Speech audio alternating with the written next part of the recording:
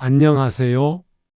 제가 오늘 하려는 이야기는 며느리 덕분에 제가 재산도 건물도 아들까지 잃을 뻔했던 이야기입니다.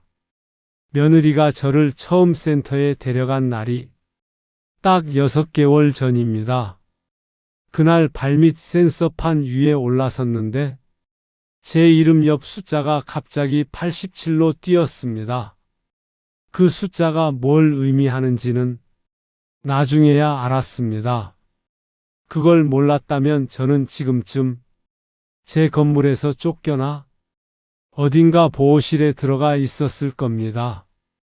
모든 건 그날 센터에서 시작됐습니다. 저는 김영철입니다. 올해 72세고 인쇄소 건물 2층에서 혼자 삽니다. 1층은 제 작업실입니다. 오래된 지도와 엽서를 복원해서 파는 곳이에요. 은퇴 전엔 시청에서 지적도 보관 담당을 했고 30년 넘게 도면과 날짜와 숫자를 다뤘습니다. 그게 습관이 됐는지 뭔가 한번 본 건 잘 잊어버리지를 않아요. 아들 민우는 스마트 물류 설비 쪽 일을 하는데 지방 현장 파견이 길어져서 집을 비운 지 2달이 넘었습니다. 며느리 서진이는 공간기획 프리랜서라 스케줄이 불규칙한 편이었지만 요즘은 이상하게 자주 들렀어요. 보리차 챙겨오고 미끄럼 방지 양말 사다 주고 어지럼 약도 알아서 리필해두고 솔직히 말하면 저도 요즘 몸이 예전 같지 않다는 건 알았습니다. 계단 내려올 때 한 번씩 아찔한 느낌이 있었거든요. 그래서 서진이가 균형재활센터 얘기를 꺼냈을 때 딱 잘라 거절하지를 못했습니다. 민우도 전화로 그러더군요. 아버지 서진이 말 좀 들으세요. 검사 한번 받는다고 손해 볼 거 없잖아요. 그렇게 가게 됐습니다. 센터 가기 전날 작업실에서 1960년대 부산 지적도 복원 작업을 하다가 인주를 찾았습니다. 도면 봉투에 수령 도장을 찍어야 했거든요. 늘 두던 서랍 자리에 없었어요. 위 서랍, 아래 서랍 다 뒤졌는데 없더군요. 이상하다 싶었지만 작업이 밀려 있어서 그냥 넘겼습니다. 그때는 그게 그냥 없어진 줄 알았습니다. 센터는 지하철역에서 가까운 거리였습니다. 프리미엄 균형재활센터라는 간판이 유리문 위에 크게 붙어 있었고 로비는 생각보다 넓고 깔끔했습니다. 서진이가 앞장서서 들어가는데 저는 뒤따르면서 문득 이상한 느낌이 들었습니다. 처음 오는 곳인데 저 애가 너무 자연스럽게 걷고 있었습니다. 고개를 돌려 안내 표시를 찾는 것도 아니고 접수대가 어딘지 두리번거리지도 않았어요. 발걸음이 그냥 익숙한 사람의 것이었습니다. 접수대 직원이 우리 쪽을 보더니 자연스럽게 입을 열었습니다. 서진 씨, 오늘은 보호자분 모시고 오셨네요. 그러더니 서진이 쪽으로 조금 몸을 기울이면서 낮게 덧붙였습니다. 센터장님이 서진 씨 오시면 말씀 달라고 하셨어요. 서진이가 고개를 끄덕였습니다. 자연스럽게 저는 그 말을 듣는 순간 속에서 뭔가 한번 걸렸습니다. 초면이어야 할 곳에서 저의 이름이 왜 저렇게 편하게 나오는 거지? 그리고 센터장이 서진이를 기다리고 있다는 건 무슨 뜻이지? 서진이는 아무렇지 않은 얼굴이었습니다. 오히려 저를 향해 부드럽게 웃었어요. 어르신, 이쪽으로 오세요. 검사실로 안내를 받았습니다. 바닥에 센서판이 깔려 있었고 벽에는 각종 측정 장비가 늘어서 있었습니다. 보행 균형 검사, 낙상 위험 평가, 전정기관 반응 검사. 항목이 꽤 많았어요. 담당 치료사가 들어왔습니다. 여자였고 30대 초반으로 보였어요. 명찰에 남해인이라고 적혀 있었습니다. 검사가 시작됐습니다. 센서판 위에 올라서서 두 발로 서고 눈을 감고 다시 뜨고 지시에 따라 천천히 걸었습니다. 별로 어렵지 않았어요. 제 몸이 그 정도로 나쁘지는 않다고 생각했습니다. 그런데 보행압력 검사가 끝나고 치료사가 검사표를 들여다보더니 잠깐 멈췄습니다. 표정이 달라진 건 아니었지만 손이 잠깐 멈췄어요. 그 짧은 순간을 제가 봤습니다. 수치가 화면에 나왔습니다. 낙상 위험도 점수 87. 치료사가 아무 말 없이 수치를 입력했고 서진이는 그 숫자를 보고 미간을 살짝 찌푸렸습니다. 많이 높게 나왔네요. 걱정스러운 목소리였지만 찌푸리는 속도가 너무 빨랐어요. 기다렸다는 듯이. 저는 그 숫자보다 그 찌푸림이 먼저 마음에 걸렸습니다. 검사가 끝나고 잠깐 복도에서 기다리는데 치료사 남해인이 검사표를 한 번 더 들여다봤습니다. 그러더니 저를 올려다봤어요. 뭔가 말하려다가 입을 다물었습니다. 서진이 쪽을 잠깐 봤습니다. 그리고 다시 저를 봤어요. 어르신, 오늘 수치가 좀 특이하게 나왔어요. 잠깐 멈추더니 목소리를 낮췄습니다. 기계가 예민할 때가 있어서요. 다음에 한 번 더 보시는 게 좋겠어요. 그게 다였습니다. 하지만 저는 그 멈춤이 걸렸습니다. 말하려다 멈춘 사람은 뭔가를 알고 있는 사람입니다. 돌아오는 차 안에서 서진이는 조용했습니다. 창밖을 보면서 뭔가 생각하는 얼굴이었어요. 저도 말을 걸지 않았습니다. 그날 밤 저는 오래 잠을 못 잤습니다. 수치가 마음에 걸렸을까요? 아니요. 그건 나중 일이었습니다.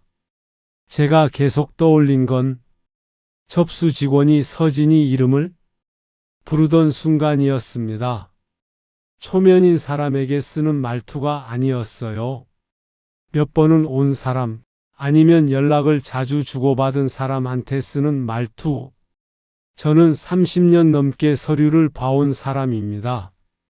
날짜 하나, 숫자 하나, 도장 위치 하나에서 이상한 낌새를 읽어내는 게 몸에 배어 있었어요. 그리고 그날 센터에서 뭔가 하나가 어긋나 있었습니다. 뭔지는 아직 몰랐습니다.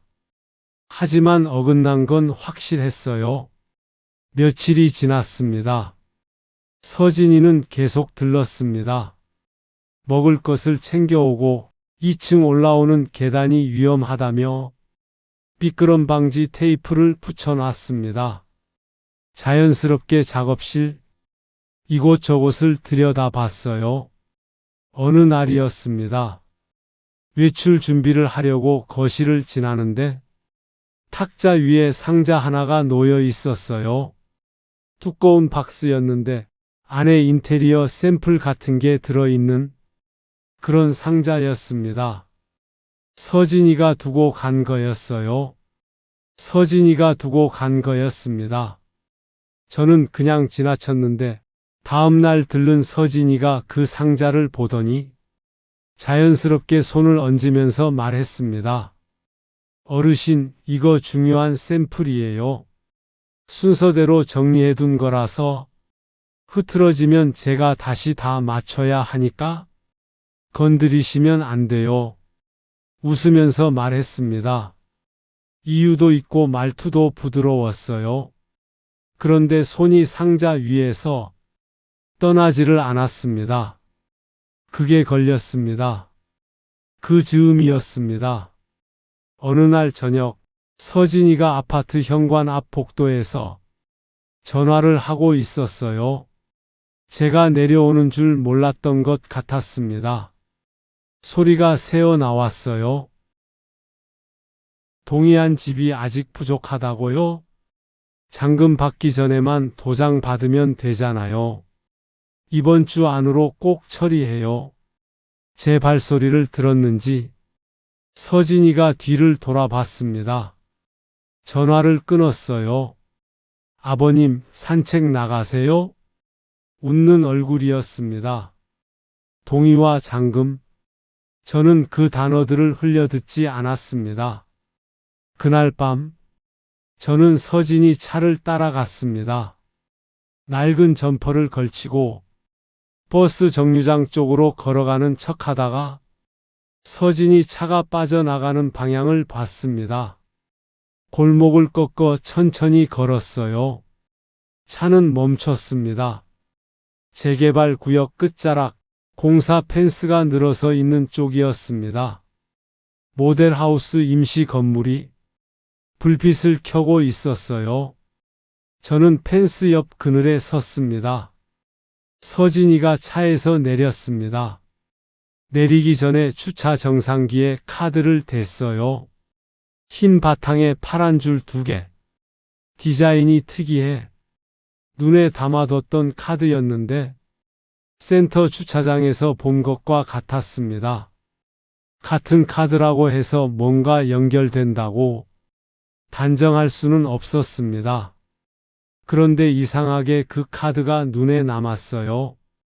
그리고 잠시 뒤 맞은편 주차된 차에서 남자 하나가 내렸습니다. 센터장 윤태건이었습니다. 낮에 센터에서 복도를 지나갈 때 잠깐 봤던 얼굴이었어요. 두 사람은 모델하우스 뒤편 외벽 쪽으로 걸어갔습니다. 불빛이 닿지 않는 곳이었어요. 저는 펜스 옆 그늘에 더 바짝 붙었습니다. 숨을 죽였어요. 서진이가 먼저 봉투를 꺼냈습니다. 그냥 건네는 게 아니라 주변을 한번 확인하고 나서 내밀었어요. 센터장이 받아서 봉투 안을 짧게 들여다봤습니다. 그러더니 고개를 들어 좌우를 살폈습니다. 누가 보고 있는지 확인하는 사람의 움직임이었습니다. 저는 그 순간 숨 쉬는 소리까지 들릴 것 같아서 입을 꽉 다물었습니다. 목소리는 들리지 않았습니다. 그래도 충분했어요. 서류가 오가는 걸 봤습니다. 두 사람이 어둠 속에서 만나는 걸 봤습니다. 얼마나 됐을까요?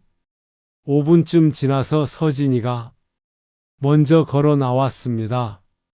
센터장은 조금 더 뒤에 나왔어요. 저는 그 자리에 한참 서 있었습니다. 혹시 불륜인가라는 순간 그런 생각이 들었습니다. 하지만 서류가 걸렸습니다. 서류를 나누는 외도가 어디 있습니까? 그리고 동의와 잔금, 그 단어들이 다시 올라왔습니다. 아직은 몰랐습니다. 이게 외도로 끝날 일인지 아닌지. 하지만 하나는 알았습니다. 저 두 사람은 제가 모르는 일에 함께 엮여 있었습니다. 그리고 저는 그 일 어딘가에 끼어 있었어요. 그게 무슨 일인지 그때 저는 전혀 모르고 있었습니다. 집으로 돌아오는 길이 생각보다 멀게 느껴졌습니다. 그날 밤 모델하우스 뒤편에서 며느리와 센터장이 서류를 주고받는 걸 저는 분명히 봤습니다. 처음엔 외도라고 생각했습니다. 그게 가장 이해하기 쉬운 설명이었으니까요. 그런데 집에 돌아와 가만히 생각해 보니 서진이 통화에서 들었던 말이 계속 머릿속에 걸렸습니다. 동의한 집이 부족하다. 잔금 받기 전에 도장 받으면 된다. 불륜이라면 그런 말을 할 이유가 없었어요. 다른 뭔가가 있었습니다. 그건 외도가 아닙니다. 다른 겁니다. 그래서 저는 그날부터 며느리를 지켜보기 시작했습니다. 며칠 동안 저는 평소처럼 지냈습니다. 작업실 문 열고 도면 꺼내고 작업하는 척, 약도 먹는 척 하다가 버렸습니다. 서진이가 챙겨준 어지럼 약이었는데 뭐가 들었는지 모르니까요. 나쁜 생각인지 모르겠지만 그때는 그게 맞다는 느낌이 들었습니다. 서진이는 사흘에 한 번꼴로 들렀어요. 올 때마다 이것저것 봤습니다. 냉장고도 열어보고 화장실 수납장도 들여다보고 자연스럽게 작업실 서랍 쪽을 지나쳤습니다. 저는 모르는 척 했어요. 어느 날 서진이가 2층 계단 난간을 잡아보더니 어르신, 이거 좀 흔들리는 것 같아요. 혼자 다니시다가 다치시면 어떡해요? 라고 했습니다. 걱정스러운 표정이었습니다. 아주 자연스럽게. 그런데 저는 그 말을 들으면서 속에서 뭔가 싸늘하게 내려앉는 걸 느꼈습니다. 난간이 흔들리는 게 걱정됐으면 그냥 고쳐주면 됩니다. 굳이 말로 확인할 필요가 없어요. 그 즈음 센터에서 연락이 왔습니다.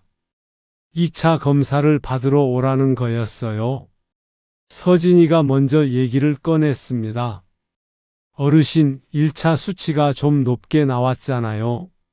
한 번 더 받아보시는 게 좋을 것 같아요. 제가 모시고 갈게요.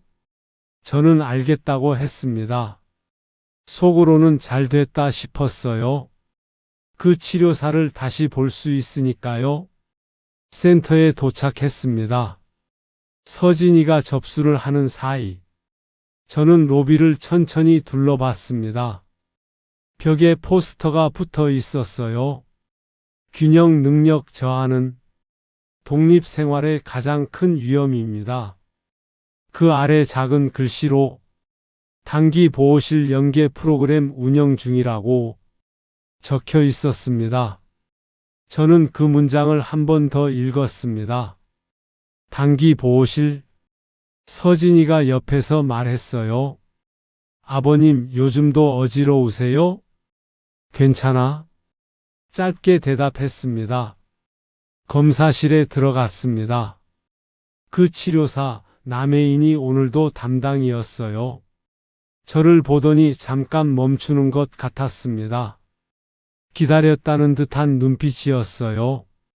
검사가 시작됐습니다. 오늘은 서진이가 검사실 안까지 들어오지 않았어요. 복도 쪽 대기 의자에 앉았습니다.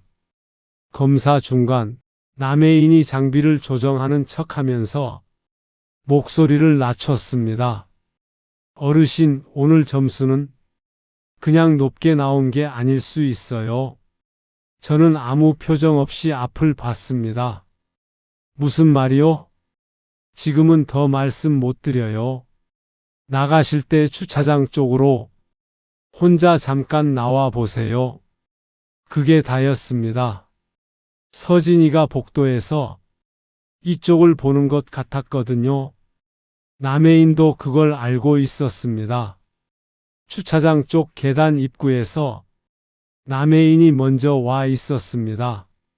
서진이는 접수대 쪽에서 뭔가 확인하고 있었어요. 남해인이 빠르게 말했습니다. 어르신, 저희 센터에서 낙상 위험 점수를 조작하는 경우가 있어요. 저는 가만히 들었습니다. 특정 어르신들한테 수치를 실제보다 높게 잡는 거예요. 그러면 단기 보호실 입소 공고가 나오거든요. 보호자한테요? 왜? 모르겠어요. 전부는. 근데 보호실에 들어가시면 보호자한테 여러 서류 동의 권한이 생겨요. 의료 위임부터 시작해서 재산 관련 위임까지 요청할 수 있는 구조예요. 저는 숨을 천천히 뱉었습니다. 이걸 나한테 왜 말하는 거요? 남해인이 잠깐 입술을 꾹 눌렀습니다. 저희 아버지가 3년 전에 비슷한 일을 당했어요. 다른 센터였지만 구조가 똑같았습니다. 서진이가 접수대에서 이쪽을 향해 걸어오는 게 보였습니다. 남혜인이 목소리를 다시 높였어요. 어르신, 이쪽으로 오시면 출구예요. 아무 일 없는 것처럼. 차 안에서 서진이는 오늘 검사 결과 얘기를 했습니다. 수치가 지난번보다 조금 나아지긴 했는데 아직 안심하긴 이른 것 같아요. 센터장 선생님이 한 번 더 상담을 권하시더라고요. 저는 창밖을 봤습니다. 보호실, 위임, 서류 동의 권한, 그리고 동의율, 잔금, 이게 연결이 됩니다. 저를 보호실에 넣는다. 그러면 서진이가 제 대신 서류에 도장을 찍을 수 있다. 도장을 찍으면 동의한 집수가 채워진다. 채워지면 잔금을 받는다. 그 순서였습니다. 불륜이 아니었어요. 저를 이용해서 돈을 움직이려는 거였습니다. 그리고 제 건물이 그 안에 들어가 있었어요. 저는 말없이 앉아 있었습니다. 서진이는 계속 말을 했어요. 저는 듣는 척 고개만 끄덕였습니다. 집에 돌아오자마자 저는 거실 탁자 위에 상자를 봤습니다. 서진이가 건드리지 말라고 했던 그 상자. 저는 앉아서 잠시 생각했습니다. 그리고 일어났습니다. 상자를 들었습니다. 생각보다 무거웠어요. 샘플북이 몇 권 들어 있었습니다. 색지, 견본, 인테리어 자재 카탈로그. 그 밑에 서류 봉투 하나가 있었습니다. 봉투를 꺼냈습니다. 풀로 붙이지 않은 봉투였어요. 안에 서류가 3장 있었습니다. 첫 번째는 위임장 초안이었습니다. 위임인 란에 제 이름이 적혀 있었어요. 김영철. 수임인 란에는 유서진. 두 번째는 정비사업 동의서 4본이었습니다. 상단에 블록 번호가 적혀 있었어요. 세 번째는 일정표였습니다. 날짜가 3개 표시되어 있었어요. 하나는 지난달, 하나는 이번 달 말, 하나는 다음 달 초, 이번 달 말 날짜 옆에 잔금 이전 완료라고 적혀 있었습니다. 저는 서류를 한 장씩 다시 봤습니다. 천천히. 위임장의 도장은 아직 찍혀 있지 않았습니다. 하지만 인주 자국이 희미하게 묻어 있었어요. 붉은 인주. 저는 그 자국을 손가락으로 만졌습니다. 작업실 서랍에서 없어진 그 인주였습니다. 다음 날 아침 아들 민우한테서 전화가 왔습니다. 아버지 잘 지내셨어요? 이번 프로젝트 정산이 다음 달 초로 확정됐어요. 13억 정상금인데 서진이가 잠깐 관리하기로 했거든요. 제가 현장에 있으니까요. 아버지도 알고 계세요. 저는 전화기를 쥔 손에 조금 힘이 들어가는 걸 느꼈습니다. 다음 달 초. 일정표에 적혀 있던 3번째 날짜와 정확히 겹쳤습니다. 그래, 알았다. 짧게 대답했습니다. 민우는 별 이상한 낌새를 느끼지 못한 것 같았어요. 서진이가 잘 챙겨드리고 있죠? 아버지가 요즘 몸이 안 좋다고 해서 걱정했어요. 요즘 몸이 안 좋다. 서진이가 민우한테도 그 말을 해두었군요. 저는 전화를 끊고 일정표를 다시 펼쳤습니다. 정상금 입금 예정일, 위임장 날짜, 잔금 이전 완료. 3개가 한 줄로 연결됐습니다. 돈보다 더 무서운 게 있었습니다. 민우가 저를 혼자 있으면 안 되는 사람으로 먼저 믿어버리는 거였어요. 서진이가 아버지가 요즘 이상하다는 말을 민우 귀에 먼저 넣어두면 그 뒤에 제가 무슨 서류를 꺼내도 변명처럼 들릴 수 있습니다. 민우는 나쁜 아이가 아니에요. 하지만 멀리 있는 아이입니다. 멀리 있는 사람은 가까이 있는 사람 말을 먼저 믿을 수밖에 없어요. 서진이는 그걸 알고 있었겠지요. 처음부터 저는 일정표를 접으면서 아들을 잃는다는 게 단순히 돈 문제가 아닐 수 있다는 걸 그때 처음으로 생각했습니다. 이틀 뒤 남해인한테서 짧은 메시지가 왔습니다. 번호를 어떻게 알았는지는 모릅니다. 아마 센터 접수 서류에 적어뒀던 제 번호를 빼둔 것 같았어요. 메시지는 짧았습니다. 어르신, 자료 좀 드릴 게 있어요. 내일 오전 센터 앞 편의점으로 오실 수 있으세요? 저는 알겠다고 답했습니다. 편의점 안쪽 자리에서 남해인이 먼저 와 있었습니다. 봉투 하나를 들고 있었어요. 제가 자리에 앉자 남해인이 뒤를 한번 봤습니다. 입구 쪽을 확인하는 것 같았어요. 그러고 나서 봉투를 탁자 위에 올려놨는데 봉투를 쥔 손이 아주 조금 떨렸습니다. 저도 이걸 들고 나오는데 며칠 걸렸어요. 짧게 말했습니다. 그게 무슨 말인지는 알았어요. 이 자료를 꺼내는 게 이 사람한테도 쉬운 일이 아니었다는 거. 어르신, 이거 저한테는 없는 자료예요. 보고 나서 알아서 처리해 주세요. 봉투를 열었습니다. 첫 번째 서류는 센터 내부 평가표였습니다. 제 이름이 적혀 있었어요. 낙상 위험도 점수 항목 옆에 기록된 수치와 실제 측정 수치가 따로 적혀 있었습니다. 기록 수치 87, 실제 수치 41. 저는 그 숫자를 한참 봤습니다. 41. 그게 제 진짜 점수였습니다. 두 번째 서류는 단기 보호실 입소 사전 대상자 목록이었습니다. 두 번째 줄에 제 이름이 있었어요. 입소 예정일이 이번 달 말로 적혀 있었습니다. 잔금 이전 완료 날짜와 같은 날이었습니다.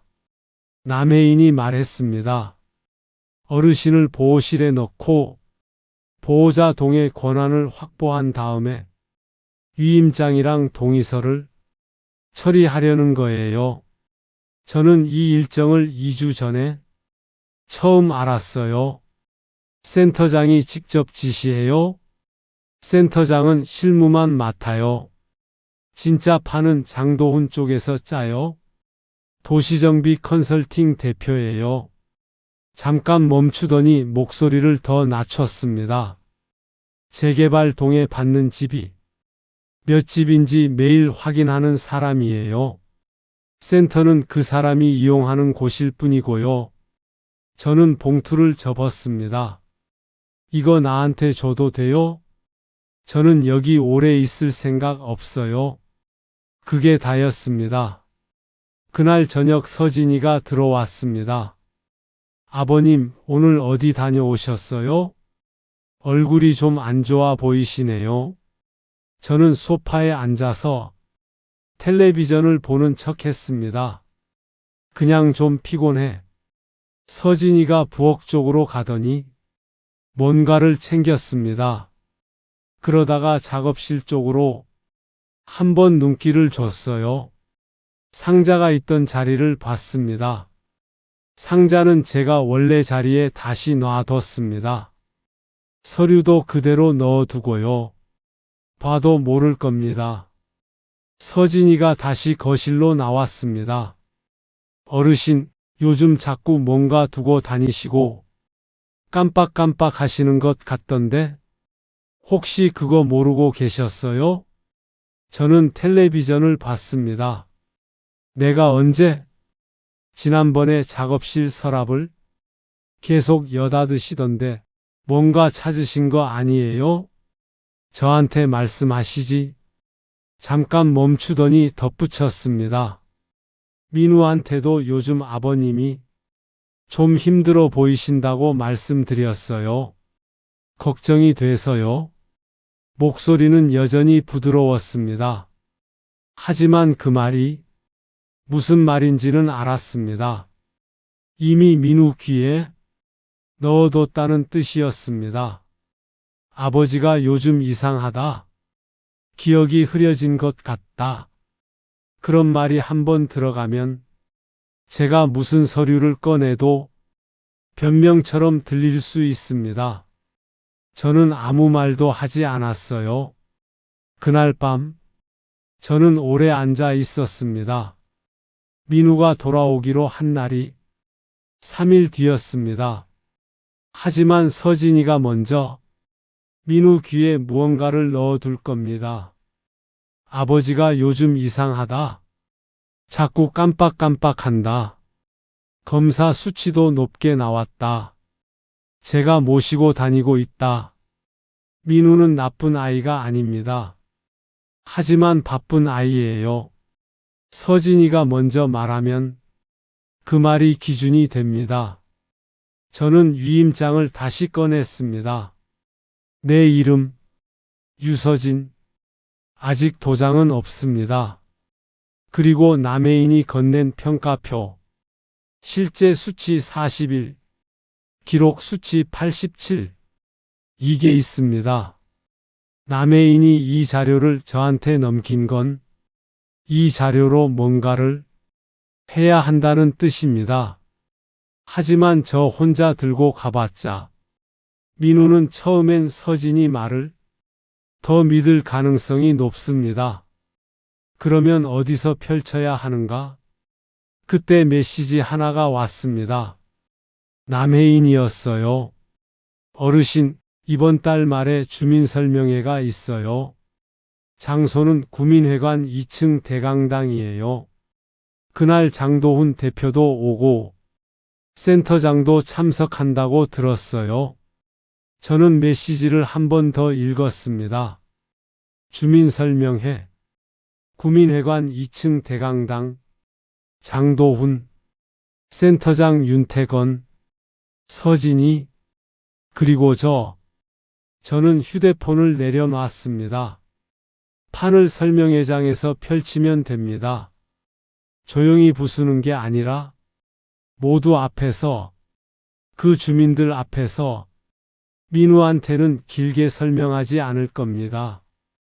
딱 하나만 보여줄 겁니다. 그 사람이 자기 눈으로 확인하게.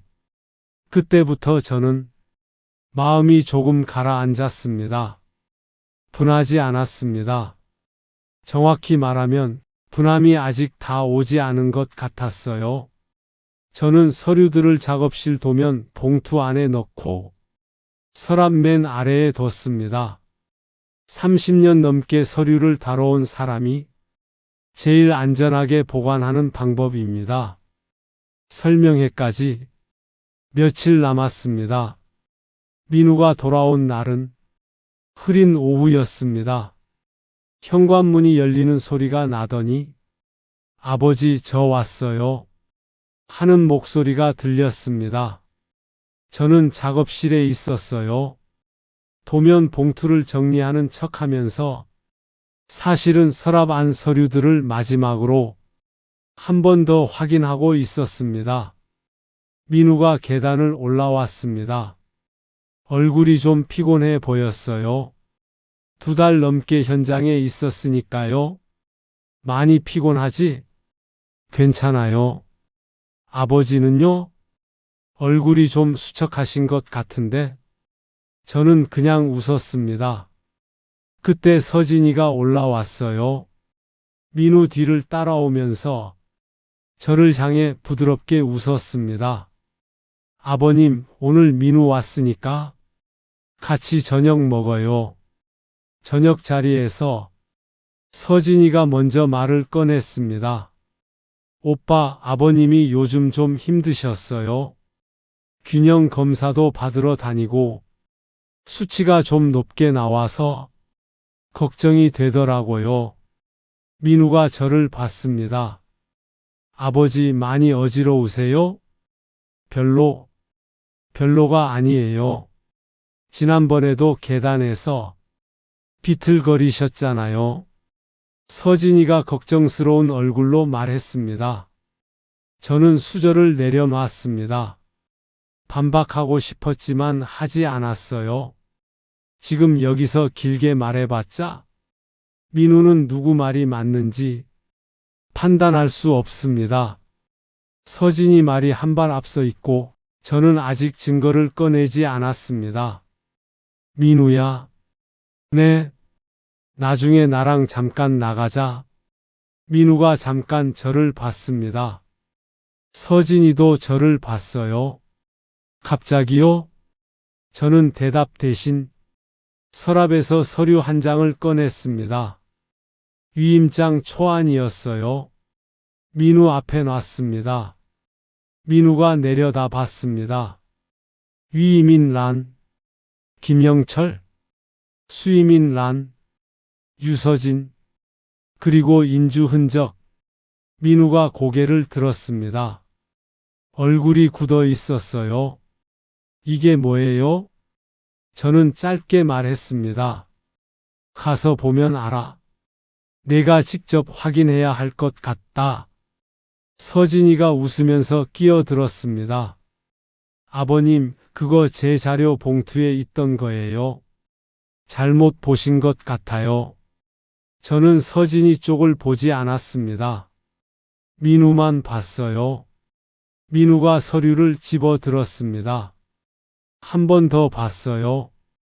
그러더니 저를 봤습니다. 어디 가요, 아버지?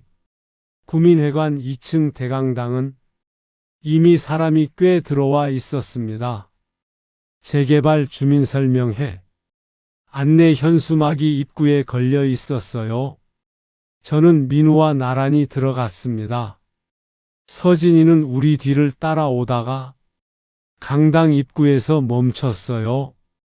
앞쪽에 테이블이 놓여 있었습니다.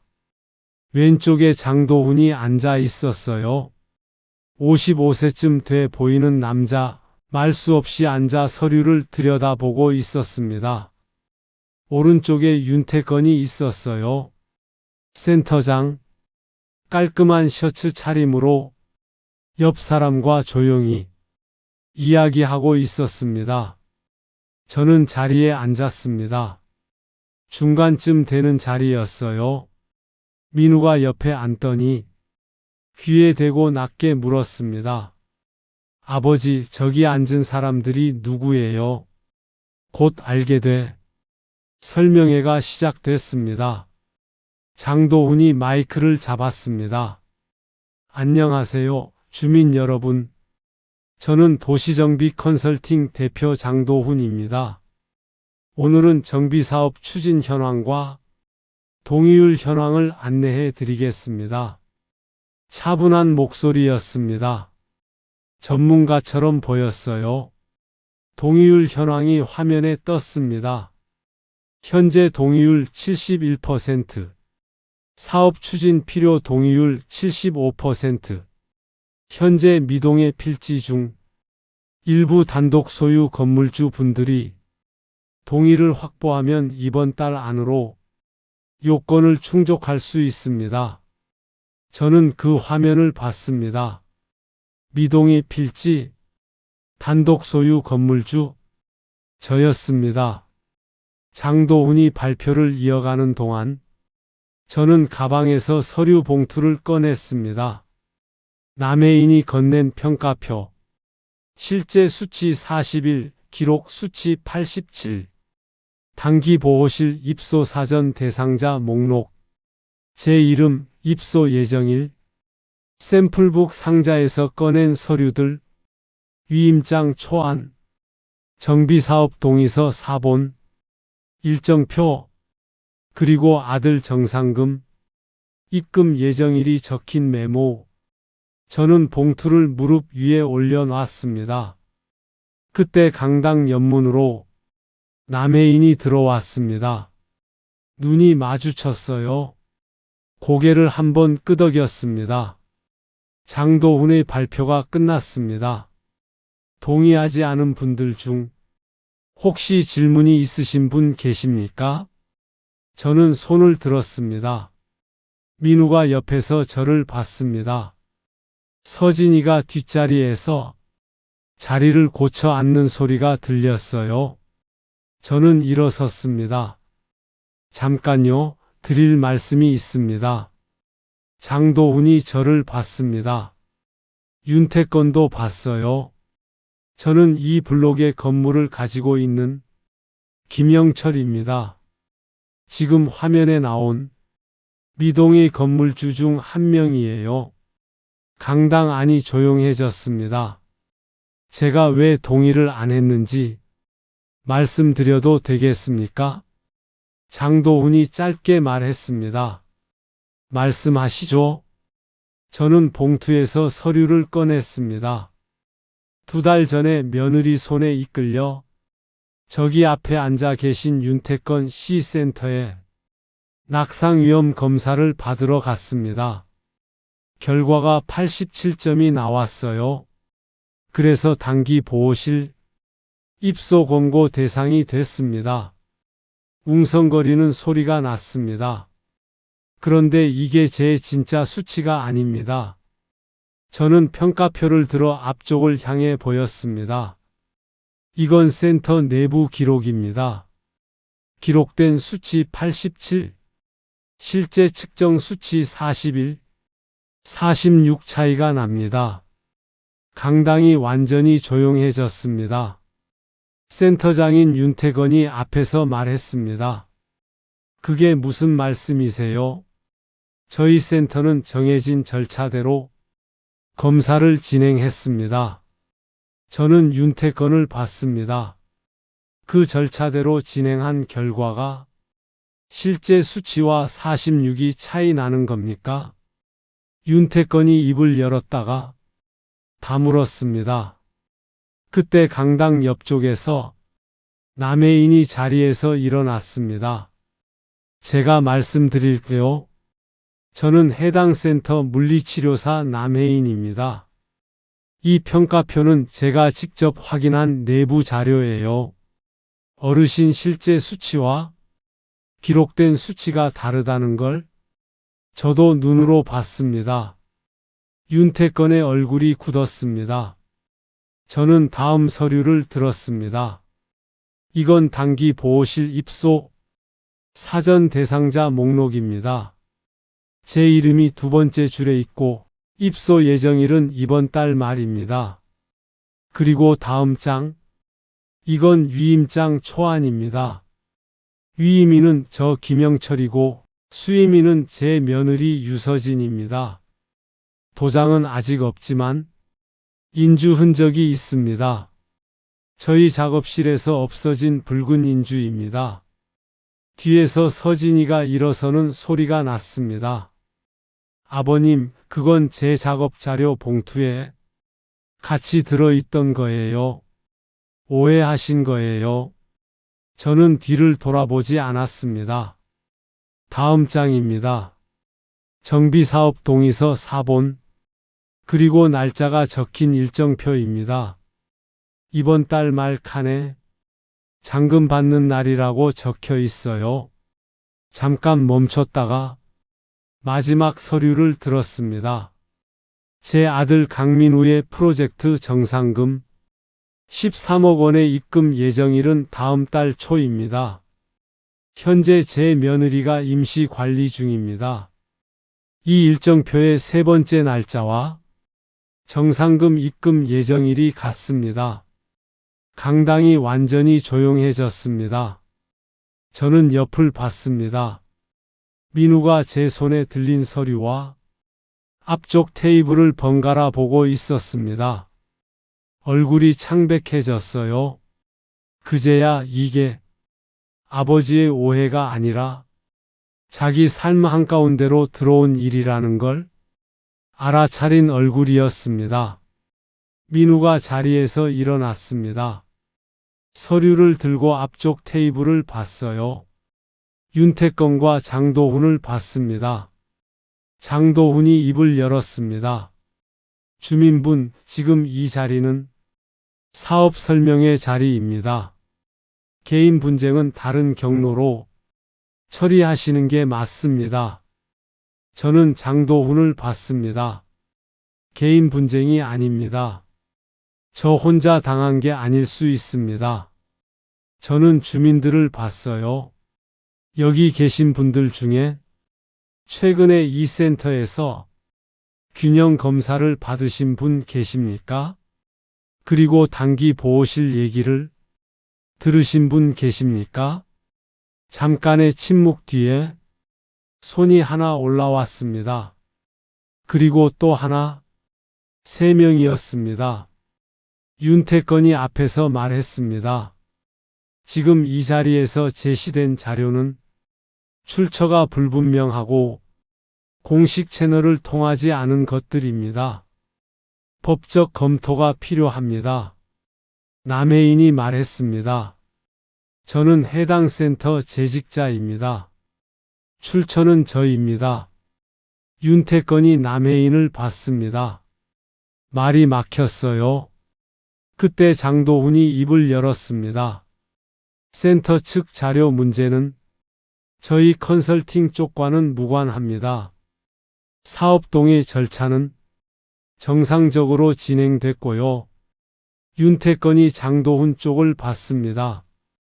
저희 센터는 보호실 입소 권고를 보호자 요청에 따라 진행한 겁니다.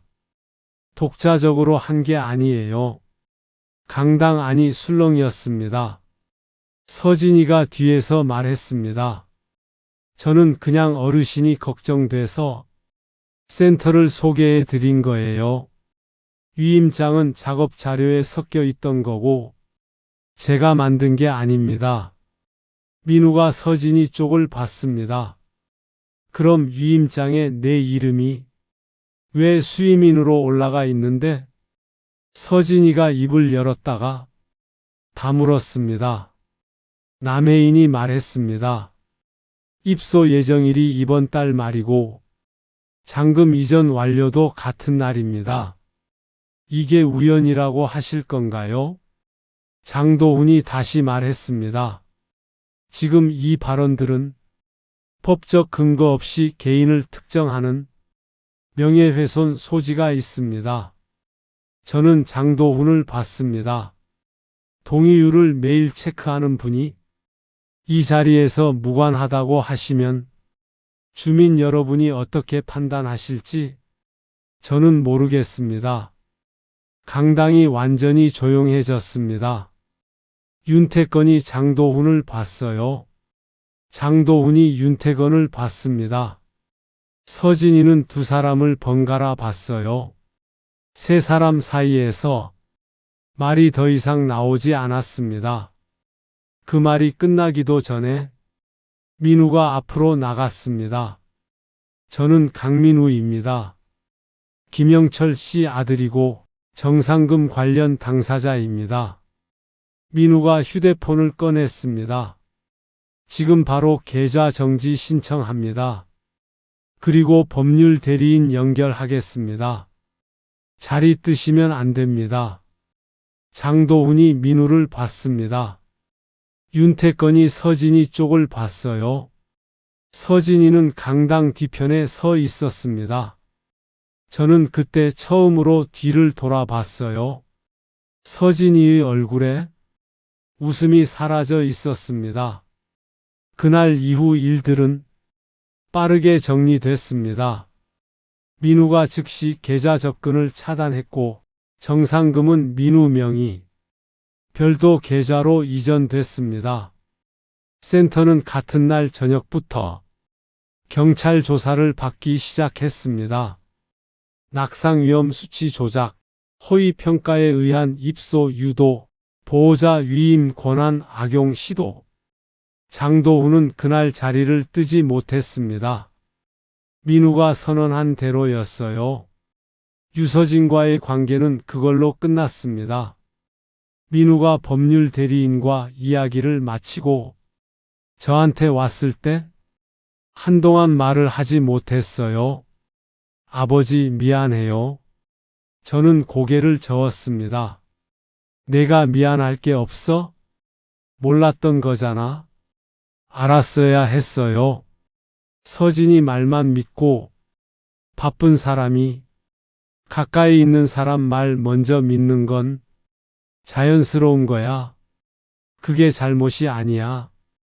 민우가 한참 있다가 말했습니다. 아버지가 직접 다 하셨네요. 뭘? 서류 찾고 사람 만나고 거기까지 끌고 가고 저는 아무 말도 안 했습니다. 석 달이 지났습니다. 센터는 영업이 중단됐습니다. 윤태건은 재판을 기다리고 있습니다. 장도훈도 마찬가지예요. 재개발 사업은 당분간 멈췄습니다. 서진이와는 연락이 없습니다. 민우가 법적 정리를 마무리하고 있어요. 저는 요즘 1층 작업실을 조금 바꾸고 있습니다. 선반을 하나 더 달았고 창가 쪽 공간을 넓혔습니다. 오래된 지도를 벽에 붙이고 엽서 몇 장을 액자에 넣었어요. 민우가 어느 날 내려와서 며칠 뒤 민우가 작업실 서랍 위에 붉은 인주를 조용히 올려놨습니다. 어디서 찾아왔는지는 묻지 않았어요. 그걸 다시 제 자리에 두는 순간 이상하게도 이제야 일이 끝났다는 생각이 들었습니다. 민우가 작업실을 한번 둘러보더니 말했습니다. 아버지 여기 책방 해도 되겠다. 저는 웃었습니다. 그러게. 민우가 가게 이름을 물었어요. 다시봄 지도 책방? 민우가 잠깐 그 말을 듣더니 고개를 끄덕였습니다. 좋다. 저를 넘어뜨리려 한 건 제 몸이 아니라 저 사람들의 숫자였습니다. 수치는 87이었지만 실제는 41이었어요. 혹시 지금 주변에서 누가 자꾸 검사를 권하고 서류에 도장을 요청하고 내 대신 뭔가를 처리해 주겠다고 한다면 한 번만 멈추고 생각해 보세요. 저도 처음엔 몰랐습니다. 그냥 며느리가 살갑구나 싶었어요. 아는 데까지는 시간이 걸렸지만 알고 나서는 멈추지 않았습니다. 여러분도 그러실 수 있습니다.